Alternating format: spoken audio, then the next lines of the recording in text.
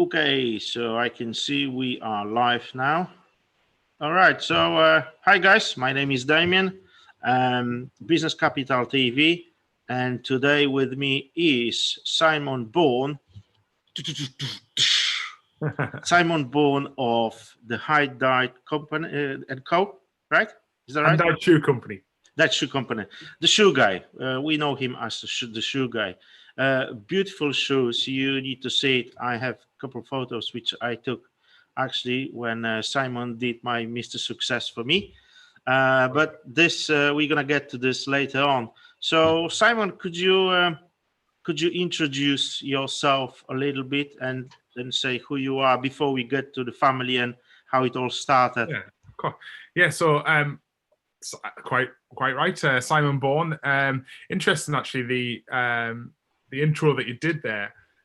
It's amazing how many people refer to me as the shoe guy and then forget the name of the company, because I think it's just because I've become so prominent within my own brand that people recognize me before they recognize the logo or the website or something like that. So yeah, Simon the Shoe Guy, I guess, and we create unique shoes, beautiful handmade, hand-dyed, individual English-made shoes, and it's a really niche concept, I suppose, and something a bit different from mass production and the market that is out there at the moment. Yeah, I know we're gonna get to those shoes because I'm itching. I love your shoes, and I have a couple pairs already. I was going to actually come up north because you live so far away from me, but I was going to come up north and order some more. I love the unusual Well, you'll be very welcome back, Damien, anytime. unusual colors and everything you can do for me. But yeah, before we get any further, Simon, can you tell me my favorite question? How was the Simon? Who was the Simon, the shoe guy? High school. At high school, High goodness school. me. I guess Simon the shoe guy at high school was probably a little bit misunderstood, complicated, quite a complicated guy. I was, I didn't really fit in very well. I wasn't particularly great at sport. I wasn't particularly academic or interested in education. And I got by. I did all right. I didn't flop at all my GCSEs, but I certainly didn't excel either. And I think just I look back at it now and I think had I gone to school in my 30s rather than my teens, I would have been a lot wiser and a bit more interested, shall we say. But it was a time I look back on with some fondness. I've still got many good friends from school, and I wouldn't change it really. It's all just part of the story and part of the journey. Okay, so because you said I wasn't good at this, I wasn't good at that. So what was the thing which was tickling you? What was the thing you were good at in high school? Chasing girls. There you go. I think that's something. That was about. Yeah, I would spend a lot of time writing letters under the desk and passing them around. And what can I say? MSN Messenger has a lot to answer for back in the day. But academically, I suppose I was quite good at English. I was good at writing, and I think that has set me up for this career and this future that I'm now living. And I always enjoyed English. And there's a lovely story, actually. I actually met my old English teacher a couple of years ago because of the business. So I tracked him down and I wanted to almost thank him for showing a little bit of belief in me, I suppose, when I was at school and put me in the top sets, if you like, for English. And subsequently, I believed I was good at English, so I would try really hard at that. I got a B and a C grades in GCSE, so I tracked Mr. Crabtree down and we did him some shoes as a bit of a thank you. So, but yeah, Wow. English was my thing. Well, honestly, you look like a guy from 80s, 70s. There was in Poland, there was this novel, a book, and this guy was like wearing a hat, Yeah. and your bad cut. Yeah, it looks well. Yeah, I have to tell you, it looks I well. get that quite a bit actually. This kind of well, I'm very creative when it comes to, well, anything I do really, but my image it changes all the time. I'm always doing things different with my hair, trying new hats, changing my beard, mustache. I have my nose pierced. Tattoos.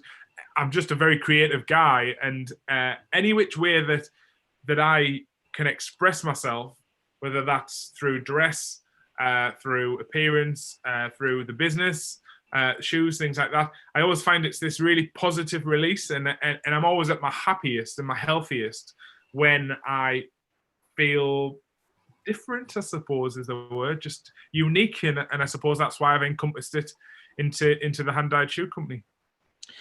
Well, I suppose it always comes, the creativity and creative mind always is like on the side of normality and the norm, because otherwise you wouldn't be that creative if you had to fit into the the block, the set. Yeah. So do you think this helped you, that you felt different in high school? This helped you to go into creative side? Yeah, 100%.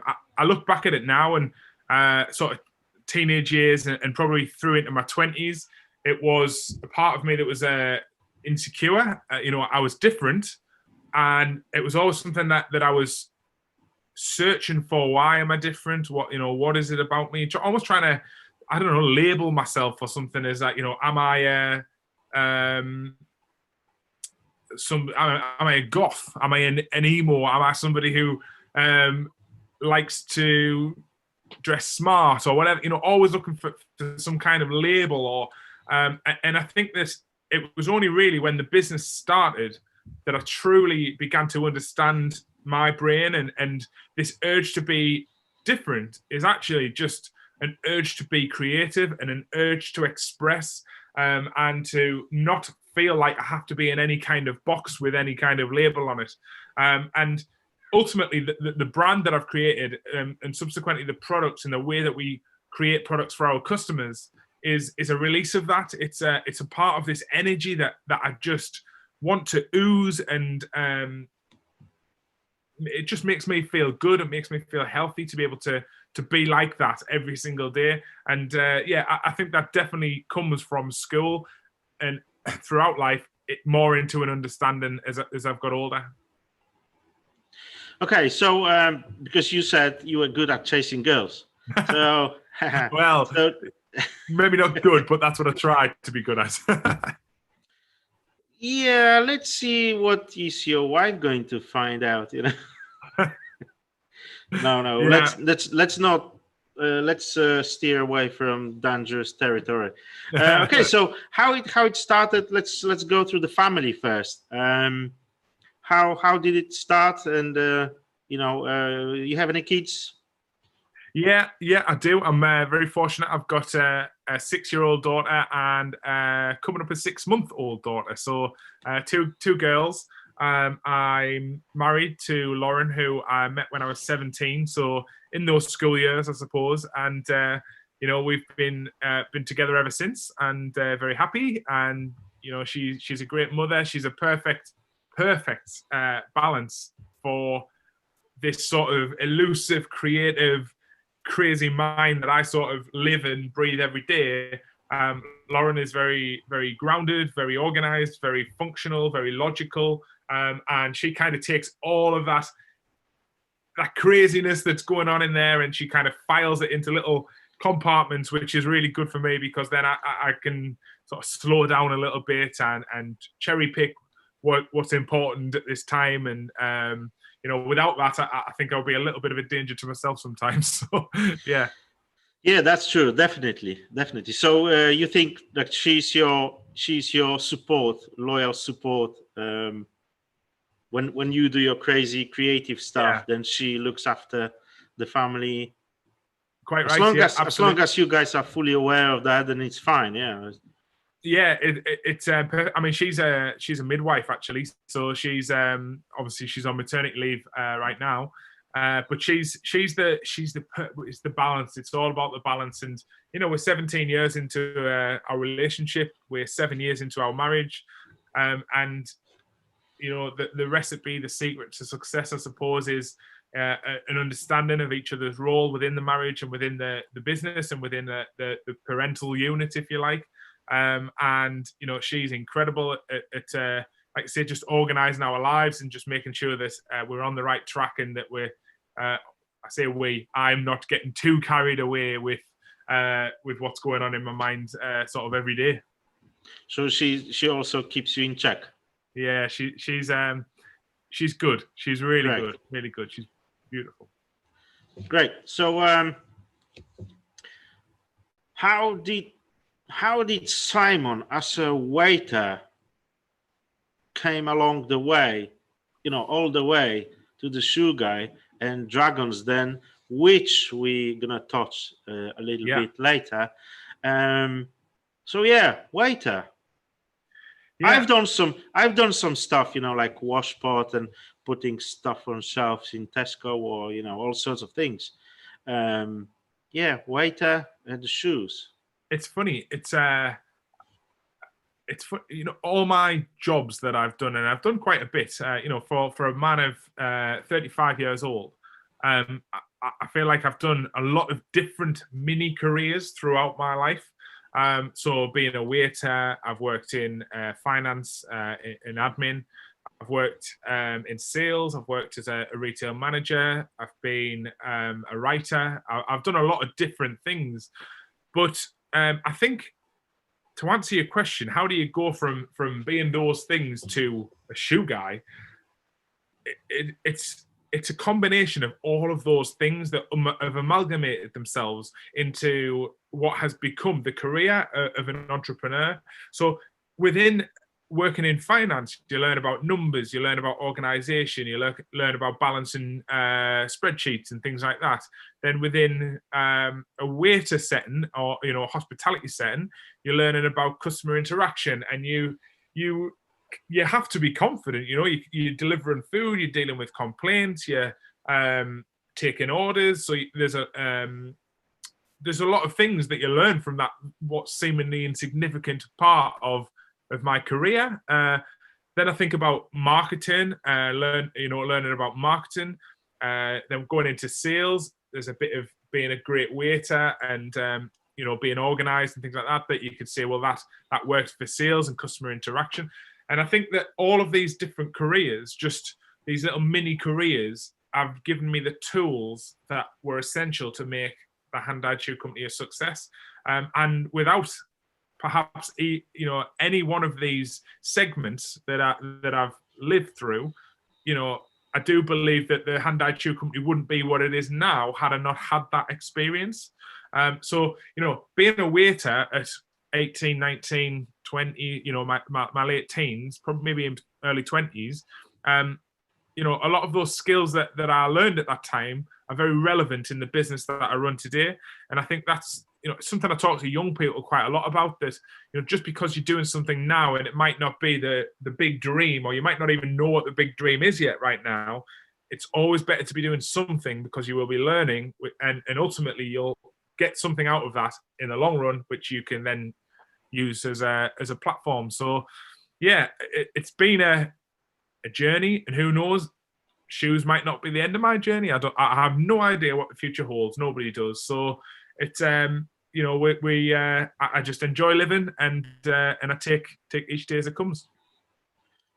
Very good. Yes, I think many people don't realize that being a waiter or pot wash, it can build up the experience, or it Yeah, can ruin experience. When I was doing some pot wash, washing dishes, um, let's imagine if I didn't do that well, the the chefs, they could put up probably like 2 Michelin star food, but if the plate is dirty or the cutlery is dirty, then it's ruined. And the same I found in the hotels.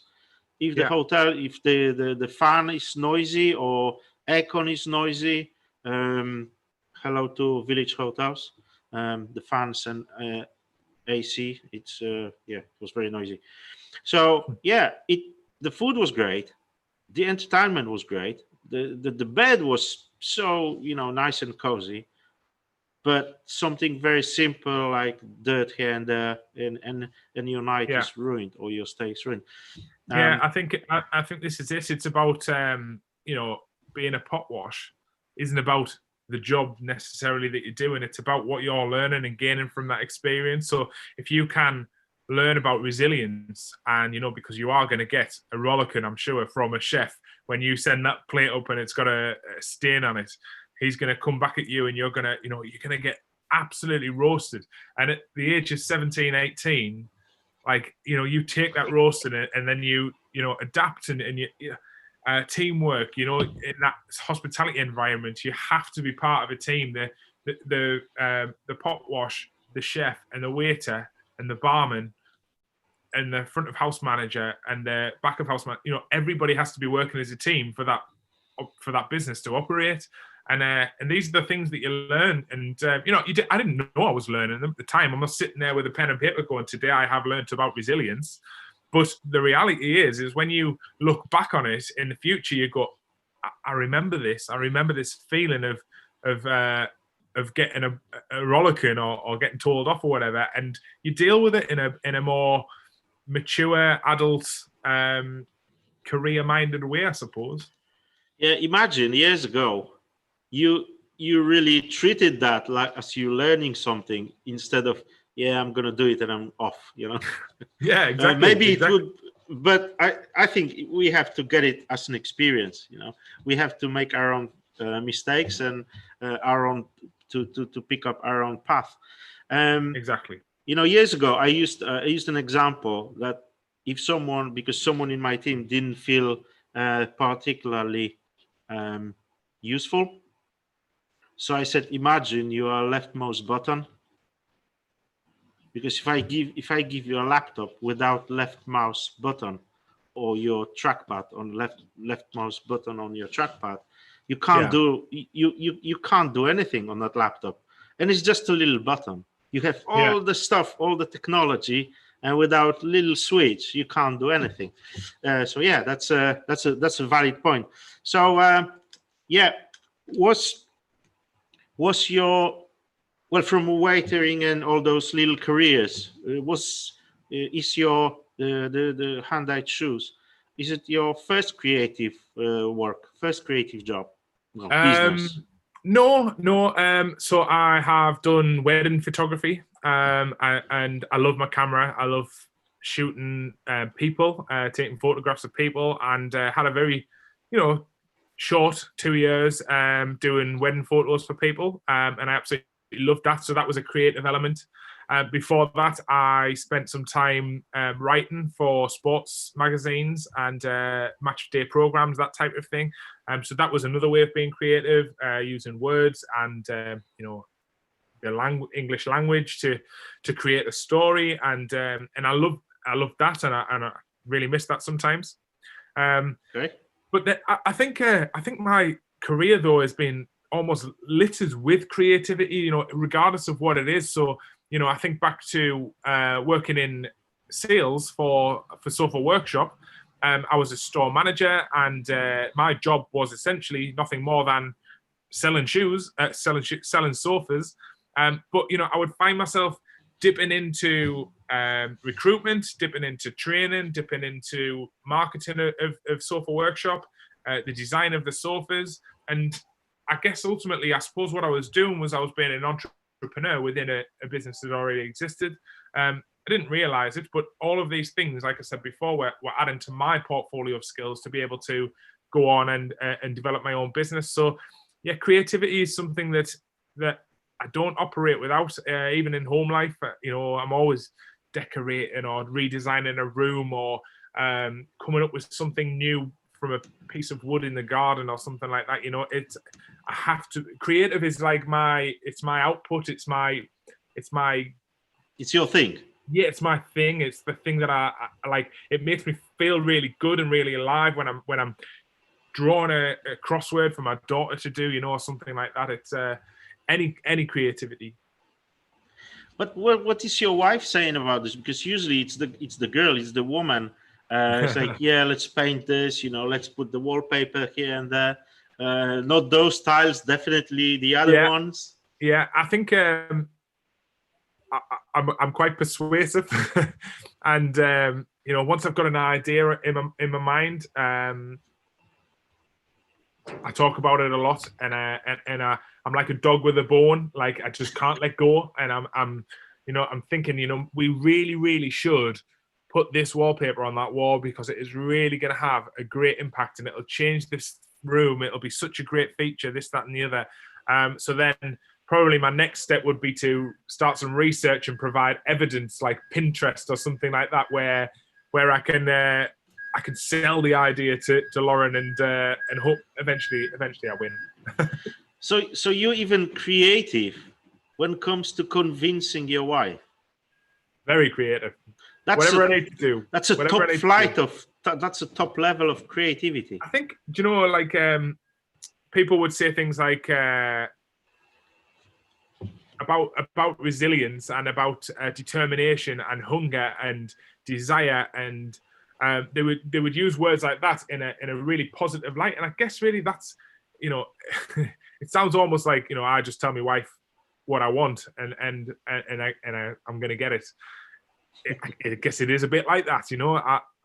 But that's life in general for me. Is if I see something that I want, and if I really feel it within my heart, and it's more than a feeling. It's an urge. Like, I've got to do this. I've got to, and that could be something as simple as decorating a room, or it could be something as big as starting a company and creating it and driving it and making it bigger and better. And and I'm very impulsive. I'm very determined and very I'm very honest and very authentic, and I can't do things that I don't believe in. I'm not very good at that whole, like, well, you know, there's a purpose to it, so I just do it. Like, I'd rather give that stuff to somebody else. Well, it could be very difficult to do something if you don't believe in it, and that's it. Do something against yourself. Right. Yeah, it is. You know, and I struggle with that difficulty. That, you know, I don't really want to do this. I don't really want to. You know, I don't really want to go and climb that mountain. So I'm quite happy at the bottom and looking at the mountain. So I'm going to do that, and instead I'm going to instead of climbing that mountain today, I'm going to go and build something, or I'm going to ride around the mountain, or I'm going to do what I want to do. And I think that's the nooks and crannies of what I'm trying to say. Yeah, I suppose with honesty, it can backfire sometimes, because I feel, well, I'm pretty sure I've lost some good business because my honesty. But Yeah. I'd rather don't do it, because I wouldn't. Well, the paycheck is great, but would I feel well? I don't think so. Yeah. I sleep well, you know. Yeah, that's it. I think you know, I quite often feel quite selfish because I am just so determined to do what I want to do. But you know, it's never from a nasty place, and I'm always hungry to do it for the right reasons. And sometimes I need to be quite forceful with that message that I need to do this. I need to do this because it's going to make life better. It's going to make the business better. It's going to make me feel better, us healthier as a family and more secure as a family. And so yeah, I think that's just get on with this, get cracking, and let's you know, you can do anything that you want to do, and I think the key is the want. If you want to do it, you'll do it. True. It's so true. Simon, you mentioned that photography has been your passion. Did you take all the photos on your website? Because the photos are stunning. Quite Yeah, quite a few of them. Not, I won't, I can't claim all of them. That photo, I took that photograph. I took that one there with the shoes on the table. I love photography. I absolutely love photography, and you It depends on how much you paid your photographer. Then you could probably claim the deals. No, great photos, great not enough, settings. not enough. Yeah, they are. Yeah, they're beautiful, and it helps when you've got a great product to photograph. So how when you came up with the idea, I want to do shoes, I want to make shoes. Yeah. So how did you come up with the first pair? Did you Yeah. want them So for yourself, or someone asked you to do the shoes for them? yeah, it was just initially it was just for myself. So I worked for a small business called the Original Sofa Company, and we made furniture, and we had lots of scrap leather. And I initially began by just taking some of this scrap leather and turning it into little key fobs and various small little items.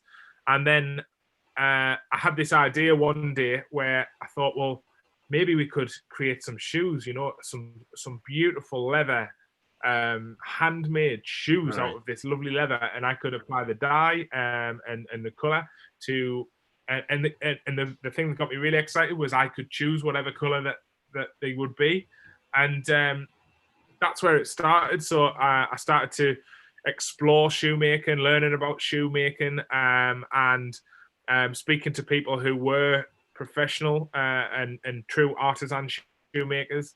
I had a first pair made for me, and I dyed them. I dyed them at home, wore them for a little while, and then I think that was it. Really, I got hooked on the idea of creating one-off, unique, bespoke shoes that were the identity of the owner of those shoes. So I chose to do that first pair in a nice coppery kind of tan, and then the idea of like, well, maybe if a customer had bought these and he could choose what color they were or what type of sole they had or whatever, then that might be something I could create the business from, and it just went from there.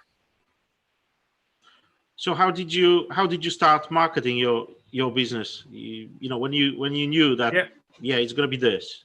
How am I going to do this? Yeah, I think it's really interesting actually, because even as I sit here today with a business that's now 6 years old since that very first sample pair, we've never ever written a marketing strategy or a marketing plan. It's just been very authentic and very organic.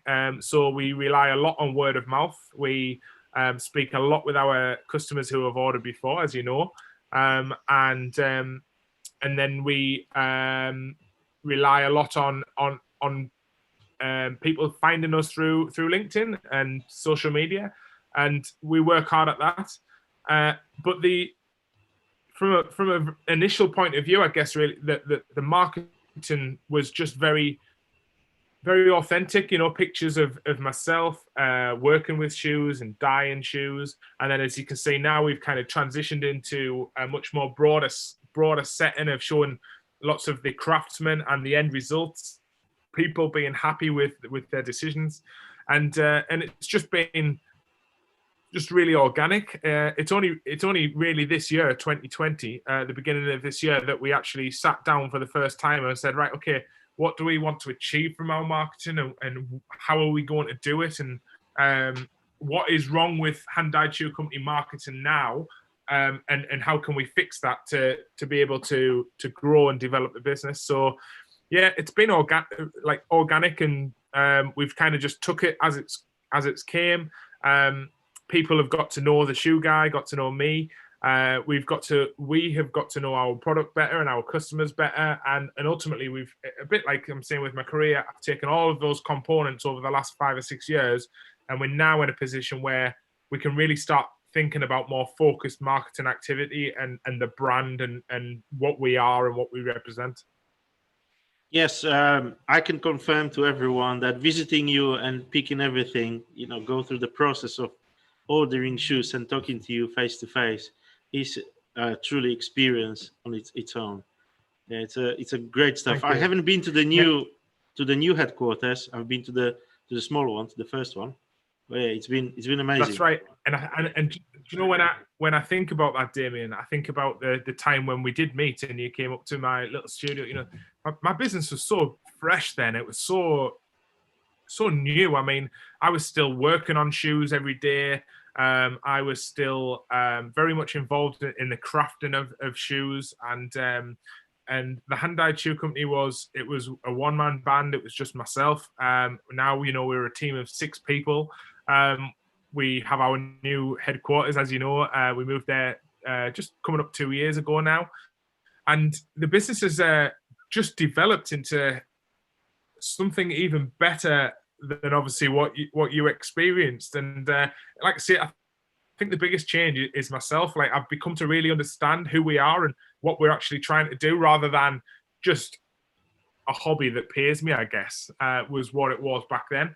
And that's something I'm really, really proud of, because you know, I've not come from a business background or any experience or anything like that. I'm just learning as I go and enjoying it.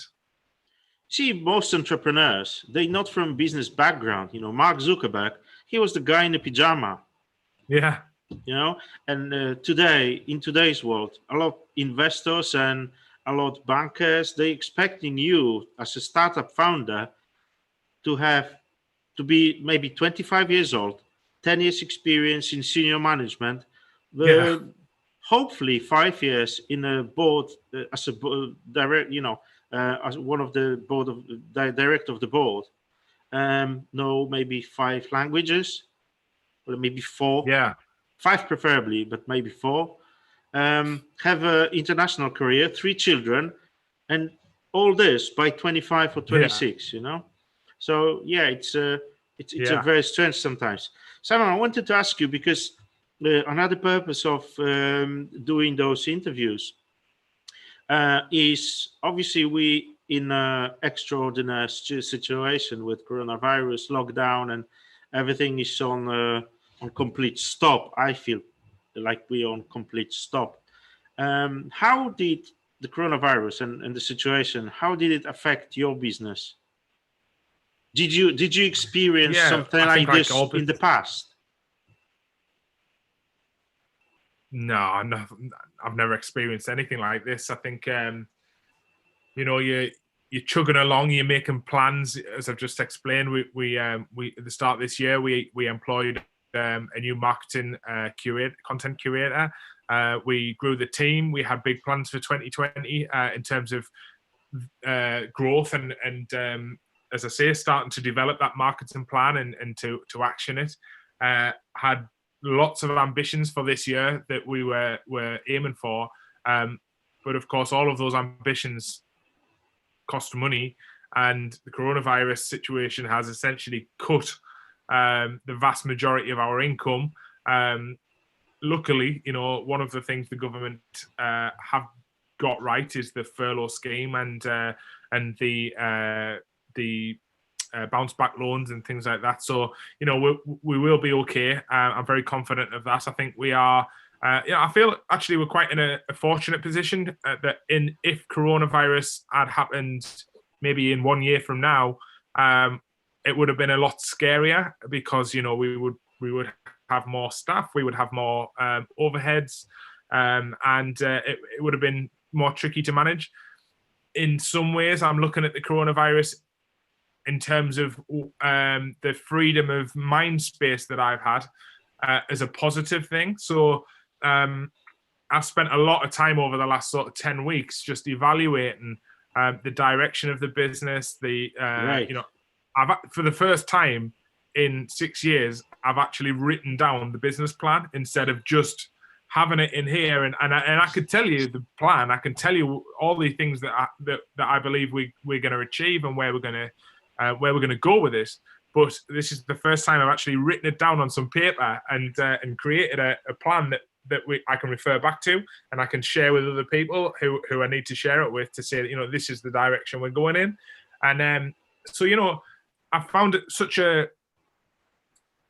very tough mentally to keep positive and to not miss the hustle and bustle and the the day-to-day challenge that is running a business, but at the same time, I've enjoyed the out time and the ability to very much work on the business. And I think that maybe in years to come, I think I may look back on this period and be quite grateful that it happened, because otherwise, who knows what it could have been. Fine, but I think actually in this time I've recognized quite a lot of potential flaws, and ultimately I've managed to, like I said at the beginning of the thing, have that kind of reins in moment and just put the brakes on, have a little look at the business, look at what we were getting right, what we're getting wrong, which direction we were heading, was it the right direction, and readjust, slightly realign. And I think we're in a much better position now going back than what we would have been if we'd have just been steamrolling ahead like I was doing. Yeah, that's great. I think a lot entrepreneurs and young startup, well, young in terms of the time scale, young businessmen and young entrepreneurs, they need this kind of message, not to give up. Even one man band or one girl band, you can still recover and come up stronger. We just need to keep it in mind that we just need to be ready to restart everything. The other bit. Yeah, there's a very good friend of mine who is a very successful business person, called me about 2 or 3 weeks ago, and just obviously asked how I was, and I explained, that some days I'm finding it tough, some days I'm okay, and I kind of just went over what I've just said there, and he came out with this line that he said that when we signed up to become business owners, and when we decided that that's what we wanted to do for our careers, you have to sign up, all guns blazing. And part of that thrill and part of that thing that we are craving is the desire to lead and the desire to be in control. And I think that's something that, like, I really resonated with that, because while it's difficult and it's challenging and it's very, very emotional at times in terms of trying to keep your head on the straight and narrow when you're in lockdown, I think that there's that great line of, like, well, this is part of the challenge. This is fun. This is like, this is part of what I signed up for. So, like, I can either bury my head in the sand and just go, oh no, this is disaster. What a shame. Or you can rise up and you can say, do you know what? Like, this is part of it, and we're going to get through it. And when we get out of it, we'll all be stronger. We'll all be healthier. We'll all be better people for it. And I think that is 100% true. So that's what I'm trying to do. I'm trying to rise to it, and just every day I'm trying to use the time wisely, as much as I can. But I'm also not putting myself under too much pressure. We'll get back when we can get back, and when we do, it'll be good. Yeah, it was funny when you texted me yesterday that you so get used to not having anything in your diary. It was funny yesterday. That's right. So just for anybody who's viewing, we were supposed to do this yesterday, and Damien texted me about 4:00 and just said, "Are you ready?" And I'd gone out for a walk with my family, and I just totally forgot that I had something in my diary, because I'm so used to it just being an empty diary, no meetings, the odd phone call here, or odd video call that comes in. But it is funny how I'm doing every single day. I must have walked 2-3 miles every single day, and it's good. It's I'm probably fitter now than I've ever been, although slightly wider. Well, I travel a lot. I travel a lot. So for me, the longest travel, I think, was this week, 3 miles to Sainsbury's down the road. There was a couple shorter ones, with the little one to the car park, some business car park, and play football over there, because this is the only place you can play football now. A little bit of football so he can remember. Okay, Simon. So I wanted to show everyone, when we were talking about your shoes, I shown your website. All right.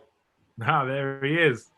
There he is. It's a Mr. Success Simon did for me, and Was it your standard color, or I picked it like?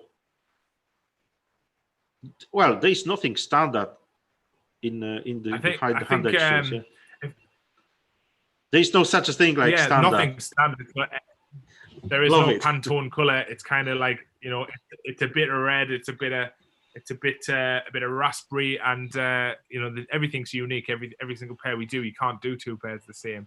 But yeah, is that the photograph from Monaco? Yes, it is. Yes. I thought so. I remember. Yeah, I remember well. Yeah, I took some photos for you. Well, I'm actually big fan of you and your brand and as a whole thing, because I think the most important is today to have a package like you are the brand. There is Facebook, and there are a few executives. Facebook is a very good example. There are probably a couple dozens of executives. We can only name one person, Mark Zuckerberg. Yeah. And some people, some executives are very famous. They come from all sorts of businesses, big businesses. We still recognize one person at Facebook. So it's very important for small businesses like hairdressers or whoever creative to have that brand around you. And I've been a big fan of yours because you packaged it very well on LinkedIn. I was actually going to tell you, because you somehow slowed down on LinkedIn a little bit. Have you noticed that you slowed down a little bit on your? Why? You have to do it. Yeah, I have. Yeah, absolutely. There was a time I was waking up, I woke up, doing my press in the morning. It's like, nothing from Simon. Wow. Where's Simon? Something happened to you. And I don't know if you noticed, but few times when I texted you, if you're okay, it's like, dude, are you all right? Because there was nothing on LinkedIn. To check. It's funny. LinkedIn, I was massively active on there. And still, I'm still quite active on there, but not as much, just because I sometimes worry that I've run out of things to say. That is, I go on. If I've got something to say, I go on. But what I try to consciously do is not just create content for content's sake. So I try to make my content now much more focused in terms of like my message that I want to try and bring. So I like to try to raise awareness around mental health and things like that.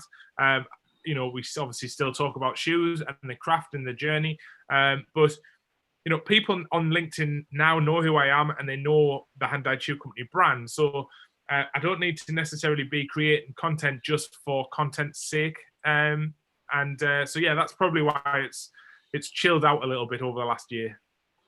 But it's been great. It's been very inspirational, especially I spoke to Chira Champion from Shanbrook Hotel on Monday, and what he said. Well, we both agreed, because I had my meltdown a few years ago, and years ago there was this saying that 50 or 60 years ago there was no mental health, and the guys were stronger. They were not stronger. It's just nobody talked about it. This is the difference, and many people don't realize that. These days, it's very easy to. It's not easy, but it's easier, because if you have no one to talk to, you can go to Facebook and say, "Listen, I feel this and I feel that, and I'm about to jump." And there could be 50 people saying, "Yeah, do it." Make sure your Instagram is on. But there will be people. There will be people trying to get to you through Messenger. And I did that a few times, to be honest. I saw someone saying this and that, and I remember my feeling. But fortunately, I had someone who said something to me which stopped my trigger, because the trigger is the most difficult and dangerous thing. So it's good to say. Sometimes you may notice a post like, "Anyone there?" Because I want to talk to someone, and I'm like, "Yeah, anytime, dude." And the trigger stops. So me saying, or someone saying, actually, "Yeah, drop me a line anytime you want," and it stops, and this person is like, "Yeah, thanks for being there." Yeah, and that's it. You don't necessarily always need to take that call up. It's just knowing that somebody is someone is on the available other that side. can be enough just to sort of, like you say, to snap and to come out of it. So, Simon, let's go a little bit forward, your business and everything. Now, tell us a little bit about Dragon's Den. I'm not sure how much you can say or reveal. How was the the outcome? What they say, if they know business or not, it's questionable, and I know it's questionable because. So I'm not arguing with that. It's their own approach. Whatever they do, these guys, they obviously well known and they've done some success in business. But how was the process for Simon? Because if there's someone listening to us having the same sort of idea, maybe not going to Dragon's Den, but approaching investors is very popular today. You have an idea, you're approaching investors, you're sending emails, cold calling, warm introductions, friends, family, and stuff like that. So how did you come up with the idea? Yeah.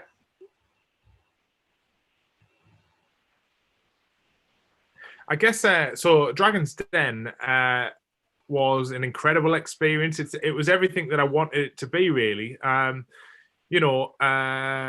talk a little bit about the show and in terms of what happened on it in a second. But the reason it came about was nothing more than an aspiration, a bit of a dream, if you like. That whole thing that I was saying just before around.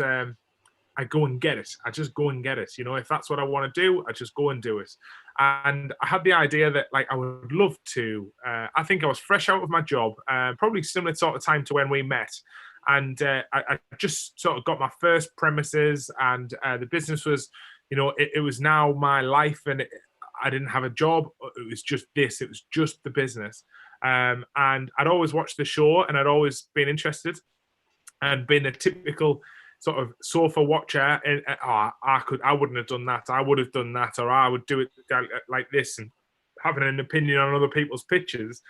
And I think I just said one day, like, well, I'm going to go on it. I'm going to do it. I'm going to go on it, and I want to test myself, and I want to see if I can get an investment.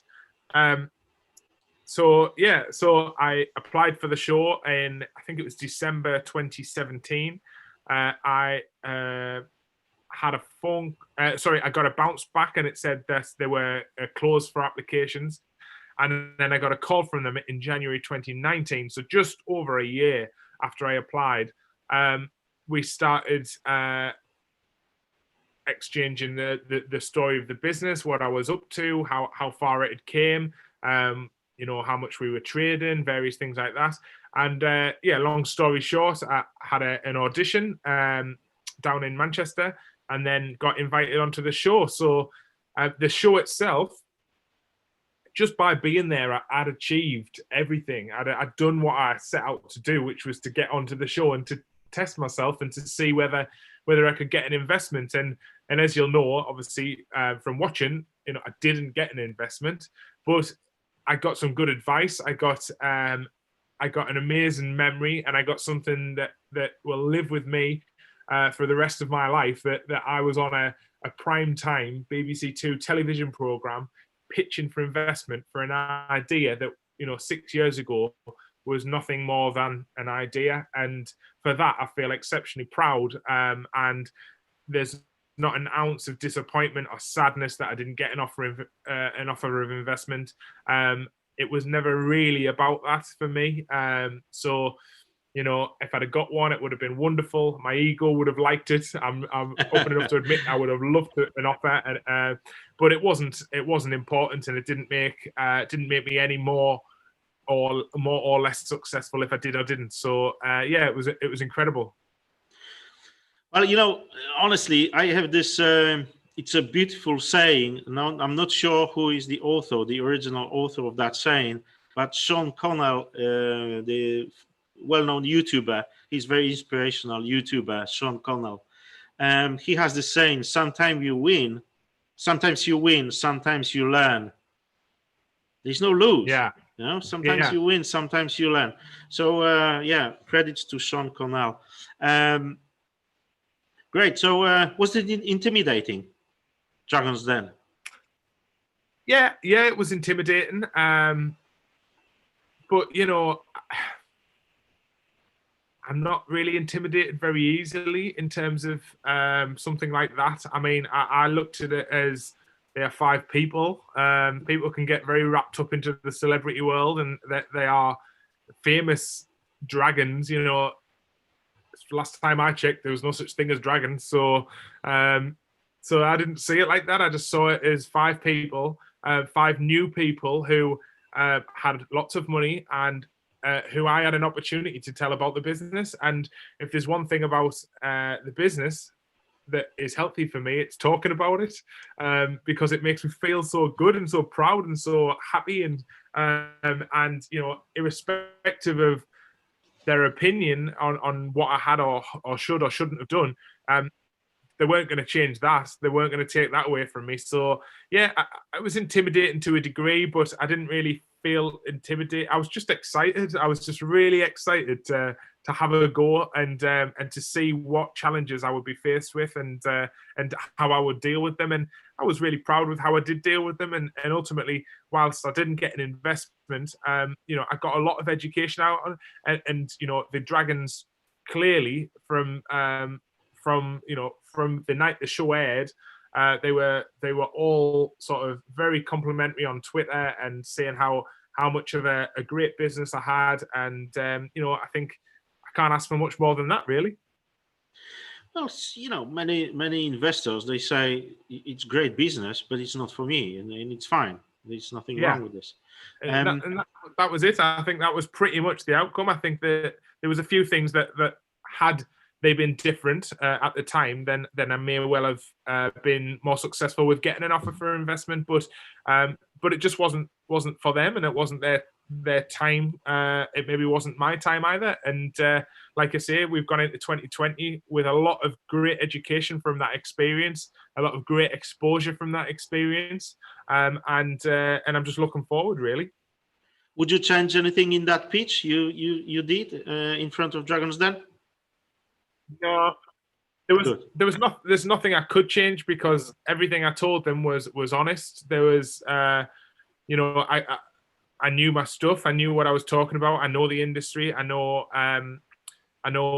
what I'm trying to do and where I'm trying to go. So there was nothing really that I could change that may have changed the outcome. I feel had if I was going on Dragon's Den this weekend, we would have a much better chance because we are British made, and that was one of the biggest things was that they were disappointed that we weren't making the shoes in England. And you know, since that went out, it was kind of happening before anyway, but since that the show went out, we have changed and we've brought production into the UK. And I feel like if we went in now with that message, you know, I'm Simon from the Hand Dyed Shoe Company. We are a British manufactured shoe company. We own our designs, we create them, etc. That is a perhaps it would have been the key to unlocking one of them to give us an investment. But Yeah. no, I wouldn't change anything at all. Oh, that's good. That's good because it gives you a boost of your self confidence. Because you know, I could have done this, I could have done that. I think so. Did you manage to have Yeah, some time no with them? regrets. No regrets. Did you manage to have some time with them before the shooting or after? No, it's an incredible show. It's very, very well put together, and the producers and the directors are very protective around contestants, if that's the right word, applicants meeting or speaking to the Dragons before or indeed after as well. So had I been lucky enough to receive an offer, then I believe I would have had some time with the Dragon, obviously, that I'd chosen to work with.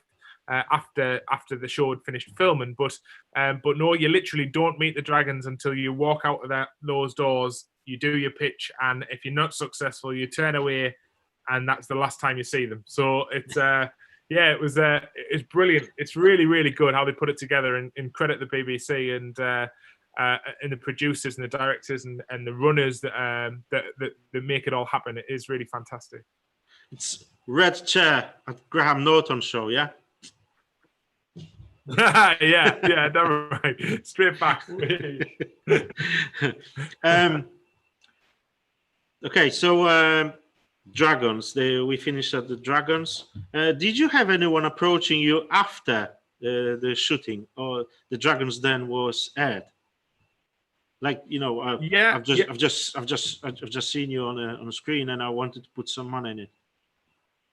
yeah. So we the very next morning on the Monday, we had fully prepared for a long day of phone activity, email activity, social media activity, and on the Monday alone, I think we had 4, maybe 5 calls from people who were interested in speaking to me about investing into the company.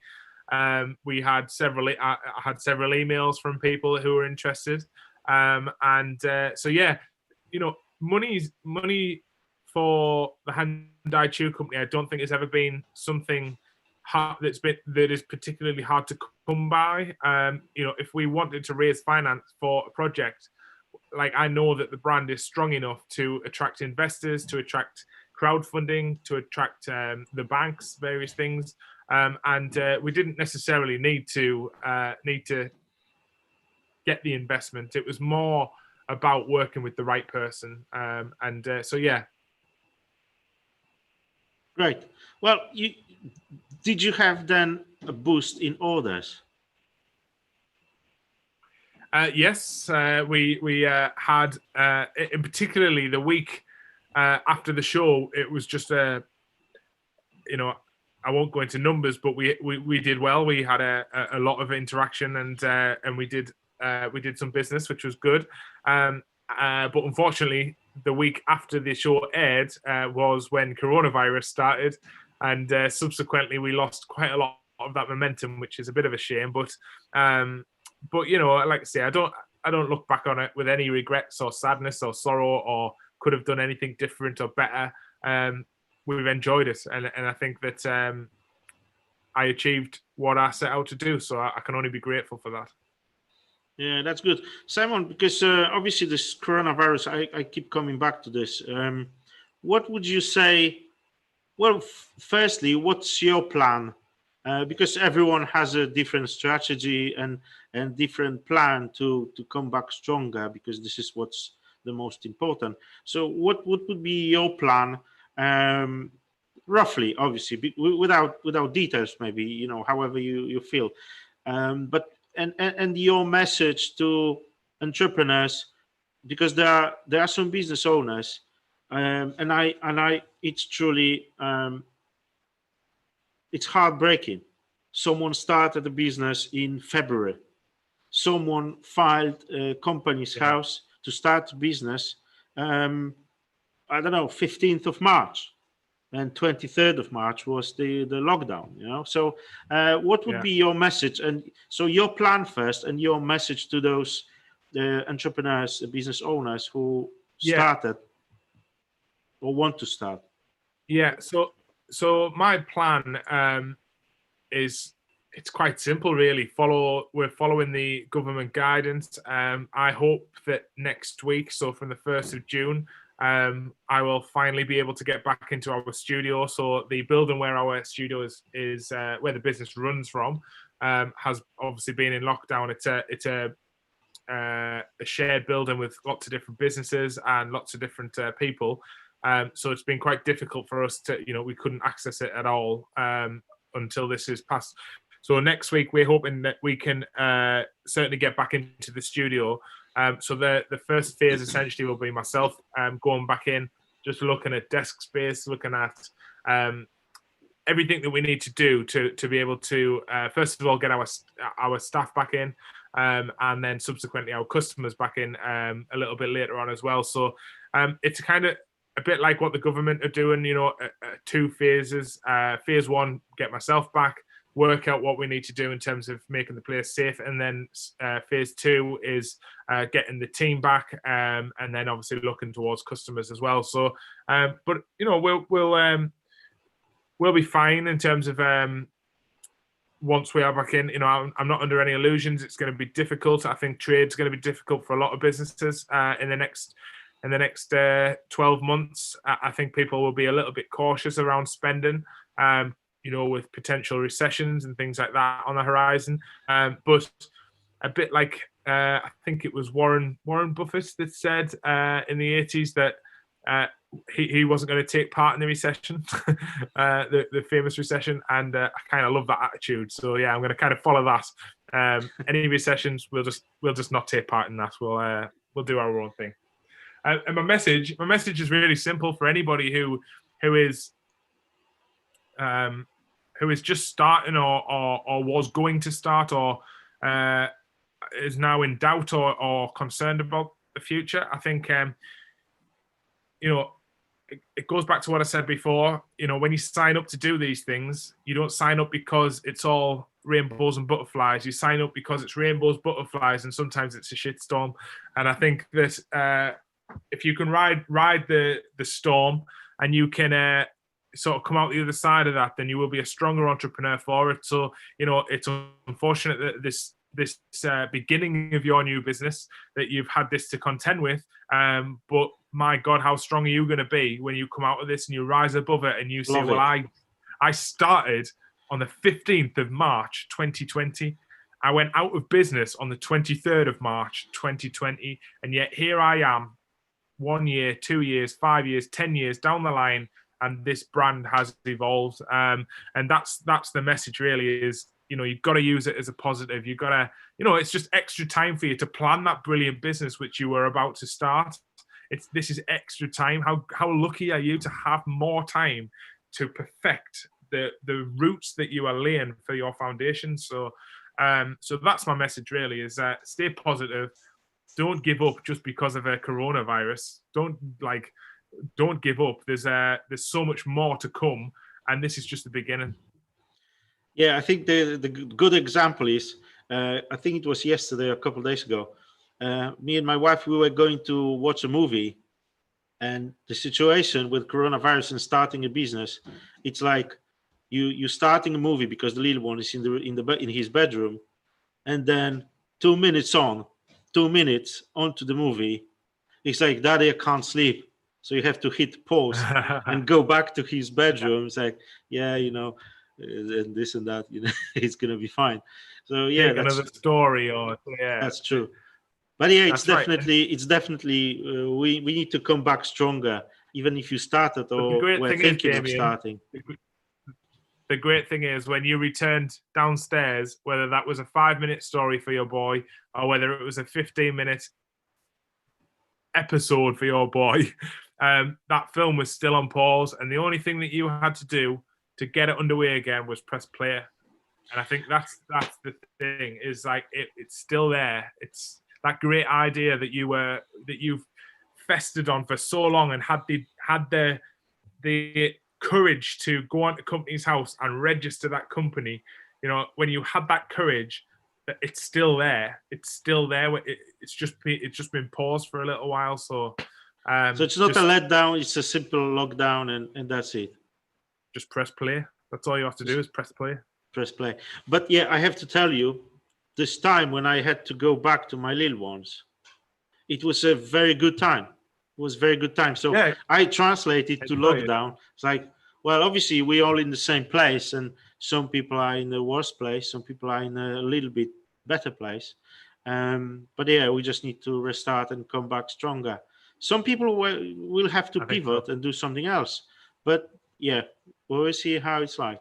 We'll see how it goes. But that's it. Even if you need to completely change direction and do something else, that's something else in 1 year's time. You can look back on that something else that you pivoted and did as like, well, I did that, and I now live in this life and survived, and now doing something else that is fulfilling your purpose and your reason to be a human being because of coronavirus. So, that's a good thing. It's a good thing.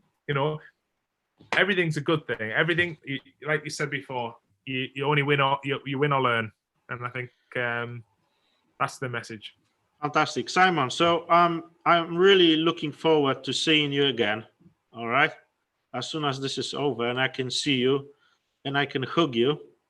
I look forward to it. Yeah, we're gonna meet each other, and in the meantime, guys, check Simon's website. And if you're looking for amazing, beautiful shoes, definitely order yours and share with friends and family. And listen to what Simon is saying, because he has a great idea what to do and how to do. Well composed. Simon, it's been a pleasure to have you.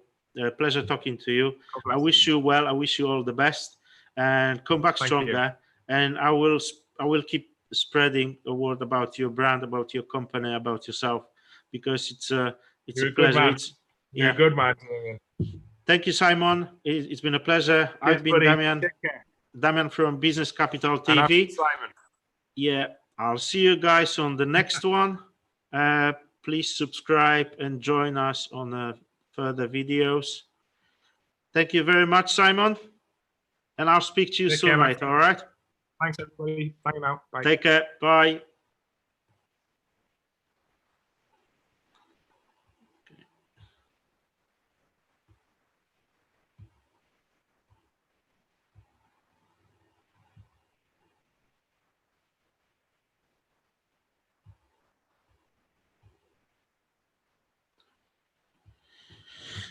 Okay. Thank you. Simon's gone. Thank you very much, guys, for watching.